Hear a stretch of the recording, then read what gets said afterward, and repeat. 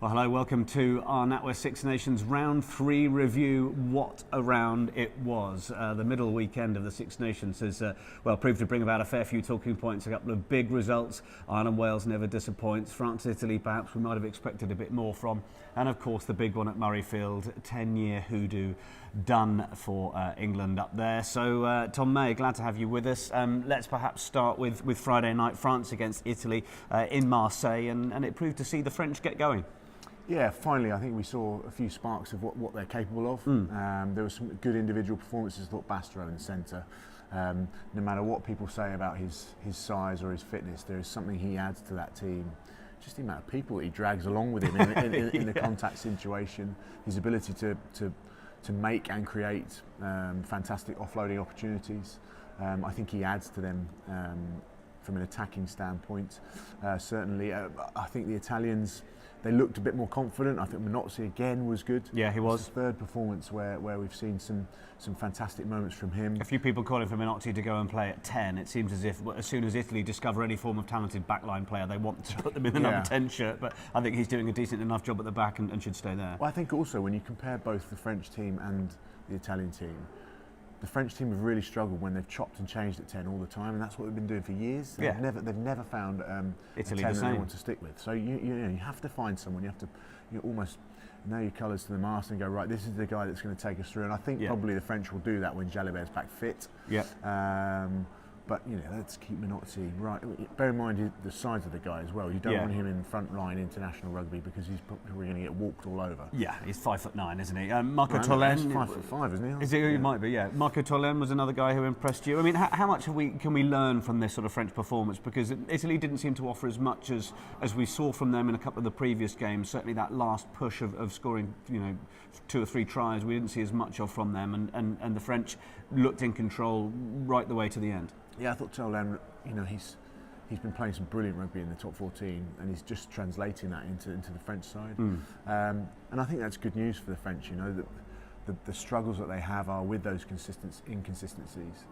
So seeing their players, their young players with huge talent, playing well is good for them. I thought Gross on the wing had a good game as well. He's certainly threatening, big physical guy, and you don't want to get stuck on the end of his palm either, which a few people did. So, I think the French are moving in the right direction. A massive game now in Paris in a couple of weeks when England head to France. Does the performance in Marseille make you think that the English have a bit more to be worried about now they've seen the French play in the way they did against Italy, or is it difficult to take anything from it? Well, we've been talking to Will Carling off air, haven't we? And he was talking about how everyone wants to topple England, and everyone hates the English and wants to beat them. So, we might cede you a little more of Mr. Carling's views when we come up to the England-Scotland game shortly. Yeah. So I think I think it's going to be a massive game in Paris, and it will be certainly something that I think France will be focusing on and probably trying to drag Jalibert back. Yeah.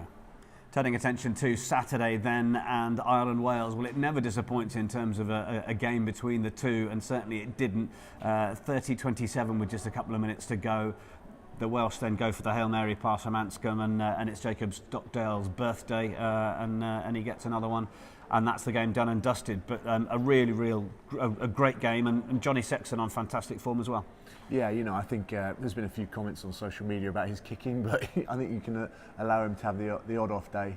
I thought that the flat pass that he gave for Stockdale's first try was absolutely brilliant. You can see him have a little glance out of his left eye, and spotted the space and almost just put the ball into that space. There's going to be a running theme, I think, over the course of the discussion of the games on Saturday, which was defences sort of misaligning themselves. We'll start talking about it in this Ireland-Wales game, where Lee Halfpenny he just seemed to be slightly infield, not particularly marking anybody, and he allowed Stockdale to be outside on the wing. We may come to that with Joseph again when we talk about the England game. But interesting how these defences are setting themselves up almost to be defending zones and space rather than necessarily going at the men. Well, it's a classic case of just being able to get your head up and see what's in front of you. And I think Lee Halfpenny's problem there was he was so close to his own line, he didn't have time to recover. Yeah. He got caught 1 or 2 yards too tight, and was probably looking at the players inside. Yeah. You need to be getting your head up and seeing what's opposite you, where the threats are coming from. and that threat was in the form of Stockdale, and a brilliant pass from Sexton to score that. But I think the Irish, they're just starting to motor, aren't they? They're getting themselves into gear. I think they'll be slightly disappointed that Wales scored as much as they did. Bear in mind the amount of ball they had, the amount of carries they made was hardly any compared to what the Irish made. Yeah.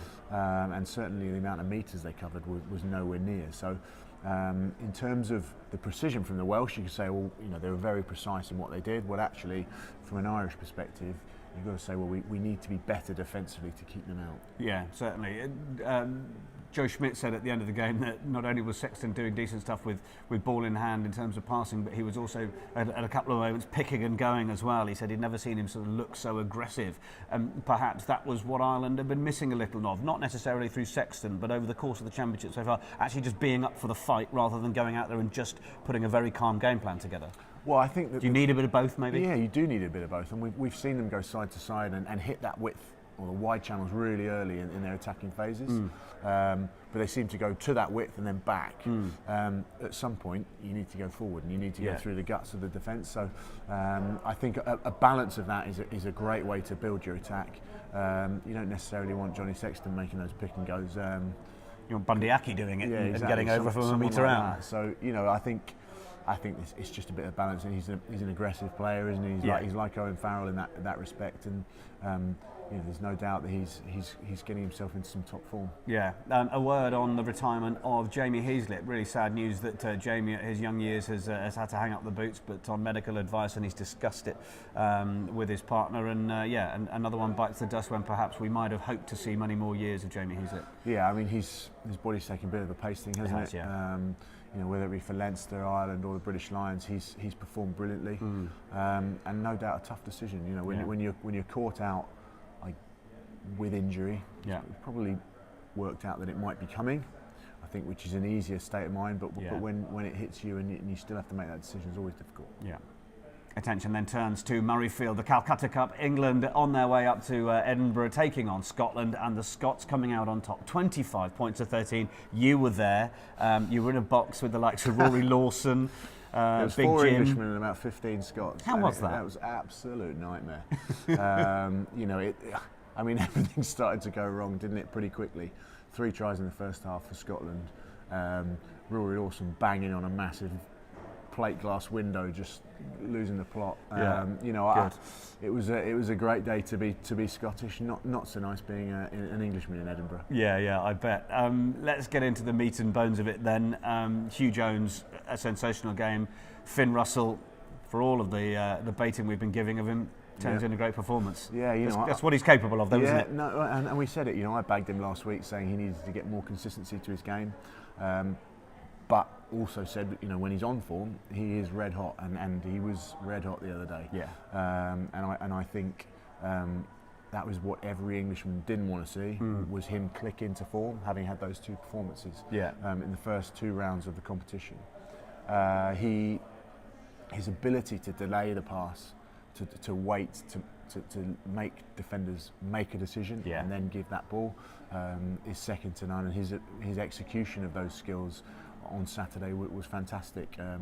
There was a little ball over the top, was it to Tommy Seymour, I think, and then there was obviously the ball to Hugh Jones. Hugh Jones. Yeah, I mean, so we can come back to this discussion about defenders sitting in. I mean, there was a discussion and analysis of the game at the time was talking about that England will put those defenders out in those wide channels. So if you can get that pass over the top or into that channel where they're a little more spaced out, you might have luck. I mean, we saw Joseph absolutely tearing up. Was it Watson or May at that point? Johnny May was inside him, I think.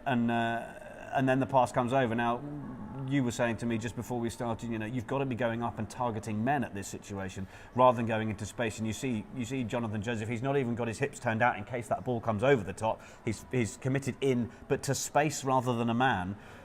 And then it's a simple case of the Scots getting through with Jones. I mean, it's a precision pass. How much of it is Russell picking out Jones? How much does Jones know it's coming? Either way, it worked beautifully. Yeah. But defensively, England, there's some questions there. I think you hold your hand up to Finn Russell and say, very well done. You executed a great pass. But it's the rugby equivalent of was it a cross or was it a shot? Yeah, it's the old cross shot. But you know, Johnny May had that sort of inside runner covered. I just feel that Jonathan Joseph was too wide and allowed Hugh Jones to run into a massive hole. Yeah. You know, and he's quick. Yeah. So you let someone like that get a bit of a head of steam up, and it's tough to stop. If you run up and you make a decision like that, you want to try and shut that player down. So if he'd stayed in line with Hugh Jones, then Finn Russell would have had to go even further over the top, but then Joseph has got the pace to get himself out. Yeah. So I just think that offensively was a slight error and far too easy for Scotland to score. Yeah. Defensively, England, there were a few question marks. Owen Farrell slipped off a fair few tackles. He was you know, pushed and battered around a bit. Not the only one though. Yeah, I think there just seemed to be a level of. We were in the press conference, weren't we, last week, and we talked about the intensity that Dylan Hartley and Eddie Jones displayed during their press conference. Not physically, but you could certainly hear from the words and the way they were talking. It just seemed to be flat. Yeah. Players seemed to be flat at Murrayfield. That was missing. Interestingly, as we mentioned, we saw Will Carling here this morning, where we're filming here at the Marriott in Twickenham. Grateful to them as always, but he was saying, you know, he'd exchanged a message with Dylan, who admitted, you know, it's tough. It's been tough. Yeah. It was tough, and it is tough. Yeah, and no doubt this week will be tough, and I don't think anyone else would expect anything different. Do you think there's an expectation from England fans that Eddie Jones, you know, with this record of 24 wins or 23 wins, whatever, that England are expected to go and win against all of these sides? Is that why? This is the massive thing, isn't it? You know, Scotland, I find it really difficult to deal with expectation. But actually, no one really expected them to beat England. No one did. Yeah.